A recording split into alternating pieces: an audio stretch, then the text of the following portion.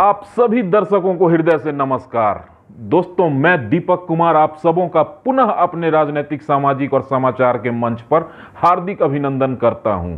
दोस्तों, आशा करता हूं आप सभी स्वस्थ होंगे और अपने अपने कामों में व्यस्त भी होंगे। आज की इस संक्षिप्त वीडियो में, छोटी सी 5 मिनट की वीडियो में चर्चा करेंगे महागठबंधन में कुछ उथल पुथल की जो खबरें आ रही हैं उसके बारे में, नीतीश कुमार जी के सख्त रवैये के बारे में, और जानेंगे कि आखिर क्यों नीतीश कुमार की इस कड़ाई के बावजूद भी राजद के तमाम नेता, छोटे बड़े नेताओं ने चुप्पी साध रखी है। तो वीडियो में जाएं इससे पहले एक छोटी सी रिक्वेस्ट करूंगा कि प्लीज वीडियो को लाइक कर दें ताकि मोटिवेशन बना रहे, और अगर आप पहली दफा मेरे चैनल को देख रहे हैं तो कृपया सब्सक्राइब भी कर लें। दोस्तों, सीधा बढ़ेंगे 7-8 महीना पहले, जब एनडीए की सरकार को छोड़कर नीतीश कुमार जी महागठबंधन में शामिल हो गए और सरकार बना लिया। एक तरीके से बीजेपी को लात मारकर उन्होंने दूसरे गठबंधन में फिर से मुख्यमंत्री की कुर्सी हासिल की। ये एक राजयोग है, संजोग नहीं है कि 18-19 सालों से नीतीश कुमार जी बहुमत में भी थे, लेकिन जब अल्पमत में भी आए तो भी मुख्यमंत्री रहे। जब बहुत कम मत में हैं, तीसरे नंबर की पार्टी हैं, तो भी उनको सब दलों ने मुख्यमंत्री माना है। तो आखिर ऐसी क्या मजबूरी है कि नीतीश कुमार ही जरूरी है? इन सब बातों पर चर्चा करेंगे। इसलिए सबसे पहला उदाहरण लेंगे कि जब तेजस्वी यादव के साथ मिलकर सरकार बनाई तो नीतीश कुमार जी ने कैबिनेट मंत्री के रूप में कृषि मंत्री जैसे महत्वपूर्ण ओहदे पर सुधाकर सिंह को बिठाया गया, जो कि प्रदेश राजद अध्यक्ष के पुत्र हैं और अपने क्रांतिकारी बयानों और अपने बागी स्वभाव के चलते जन कल्याण के लिए बहुत प्रसिद्ध हैं। वो किसानों की समस्याओं के लिए बहुत चिंतित रहते हैं, और इसी क्रम में उन्होंने नीतीश कुमार पर हमला बोल दिया। चूंकि राजद और जदयू की मानसिकता, विचारधारा मिलती नहीं थी और नीतीश और तेजस्वी ने गठबंधन कर लिया था, उससे खासे उनके पिता भी नाराज थे और सुधाकर सिंह भी नाराज थे। इसके चलते उन्होंने नीतीश कुमार पर हमला बोला, बहुत सारे किसानों की समस्याओं को उठाया, और इन सब समस्याओं के लिए उन्होंने नीतीश कुमार और उनकी सरकार को जिम्मेवार ठहराना नहीं छोड़ा। इसका परिणाम यह हुआ दोस्तों कि राजद के प्रदेश अध्यक्ष के पुत्र होते हुए भी सुधाकर सिंह को मंत्रिमंडल से हटा दिया गया। यह नीतीश कुमार की पहली जीत थी इस गठबंधन में आने के बाद, महागठबंधन में आने के बाद, कि अल्पमत, बहुत कम विधायक होते हुए भी नीतीश कुमार ने अपनी ताकत दिखाई और राजद के वरिष्ठ नेता के पुत्र एक वरिष्ठ मंत्री को कैबिनेट से निकाल दिया। दोस्तों, दूसरा उदाहरण देना चाहूंगा राजद के ही राज्य मंत्री का दर्जा प्राप्त कार्तिक मास्टर का।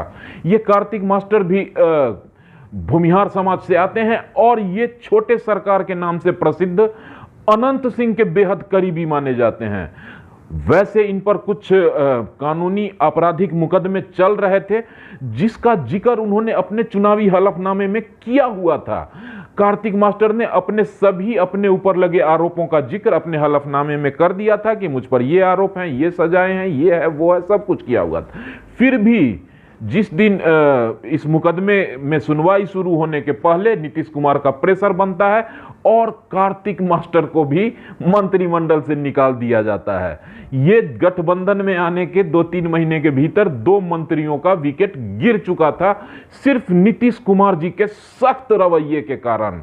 दोस्तों, तीसरा उदाहरण लेना चाहूंगा शिक्षा मंत्री चंद्रशेखर का, जो कि तेजस्वी के बेहद करीबी हैं और राजद के वरिष्ठ नेता भी हैं।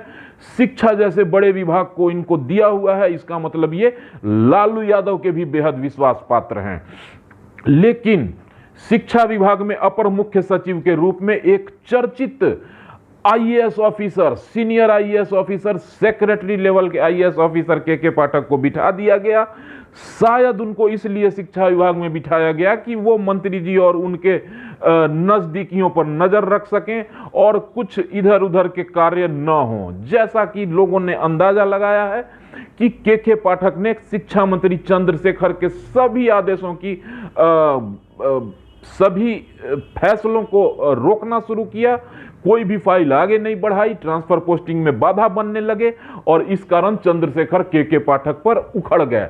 लेकिन नीतीश कुमार ने अपनी ताकत यहां भी दिखाई और शिक्षा मंत्री चंद्रशेखर को झुकना पड़ा। दोस्तों, के पाठक की ताकत और हैसियत का अंदाजा आप इससे लगा लो कि के पाठक ने शिक्षा मंत्री के निजी सचिव का शिक्षा विभाग में आना ही बैन करा दिया। फिर भी राजद के किसी नेता ने कुछ नहीं बोला और आज स्थिति यह है कि शिक्षा मंत्री चंद्रशेखर अपने कार्यालय करीब 1 महीना से नहीं जाते हैं और अपने आवास से ही कार्यालय का काम कर रहे हैं। ये तीसरा उदाहरण था कि नीतीश कुमार कितने सख्त हैं और ये सारी कार्रवाइयां, सारा सख्त आचरण जो हो रहा है नीतीश कुमार का, ये सब राजद कोटे के मंत्रियों पर ही हो रहा है। ये भी सोचने वाली बात है। चौथा और सबसे हालिया उदाहरण दोस्तों मैं आलोक कुमार मेहता जी, जो कि भूमि सुधार और राजस्व मंत्री हैं, उनका देना चाहूंगा। ये बेहद ही जनाधार वाले नेता हैं, लोकप्रिय हैं, ईमानदार छवि है और राजनीतिक रूप से बहुत मजबूत परिवार से आते हैं, तेजस्वी यादव के बेहद करीबी हैं। फिर भी इनके द्वारा इनके अपने विभाग में करीब 500 DCLR, रेवेन्यू ऑफिसर्स, राजस्व कर्मचारियों और सर्किल ऑफिसर्स इत्यादि की ट्रांसफर पोस्टिंग की गई थी। करीब 500 अधिकारियों के ट्रांसफर का ऑर्डर जून में निकाला गया था, जिसको करीब 3-4 दिन पहले नीतीश कुमार जी खुद मुख्यमंत्री सचिवालय से एक लेटर निकालते हैं और उसमें लिखा होता है कि आलोक कुमार मेहता मंत्री द्वारा किए गए तमाम तबादले को रद्द किया जाता है। ये बहुत सख्त कदम था, ये बहुत सख्त कार्रवाई थी राजद के एक वरिष्ठ नेता, वरिष्ठ मंत्री पर। इतना सब कुछ हो जाने के बावजूद भी राजद के किसी नेता ने विरोध का एक वाक्य नहीं बोला। पता नहीं क्या खिचड़ी पक रही है, क्यों लोग इतना डर रहे हैं, या ऐसी क्या मजबूरी है कि नीतीश कुमार ही जरूरी है। इन सब बातों पर गहन चिंतन करने की आवश्यकता है दोस्तों। वैसे 1 मिनट में आपको बताता हूं कि मैंने क्या सोचा है, मुझे क्या लगता है, क्यों राजद खामोश है।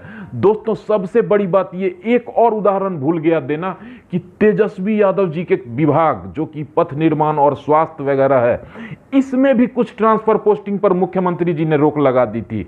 इसकी चर्चा बहुत ज्यादा नहीं हुई, लेकिन आपको मैं बता रहा हूं, भीतर खाने से ये जानकारी आई है कि तेजस्वी यादव के डिपार्टमेंट में भी ट्रांसफर पोस्टिंग को रोका गया है। फिर भी राजद चुप है। इसके पीछे की सबसे बड़ी वजह कि राजद के पास बहुमत की कमी है।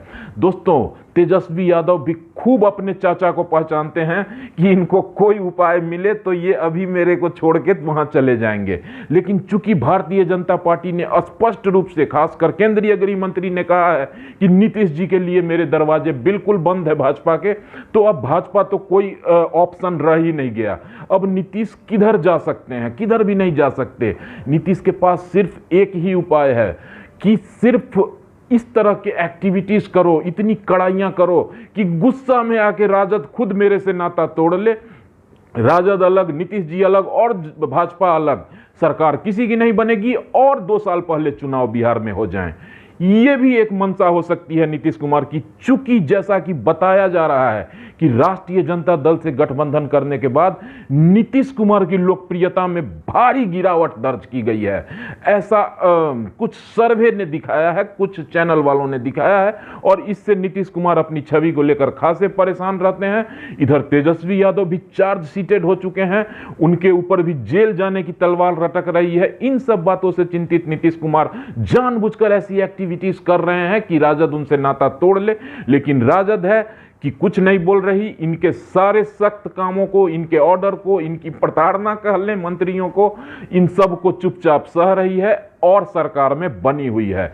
चूंकि राष्ट्रीय जनता दल के सर्वे सर्वा लालू प्रसाद यादव जी अभी हैं, उपलब्ध हैं बिहार में, इसलिए तेजस्वी यादव बहुत कुछ चिंता करने की जरूरत उनको नहीं है। सारे फैसले लालू जी देखेंगे और धुरंधर राजनेता लालू प्रसाद यादव भी कुछ न कुछ रणनीति बनाने में निश्चित रूप से व्यस्त हैं।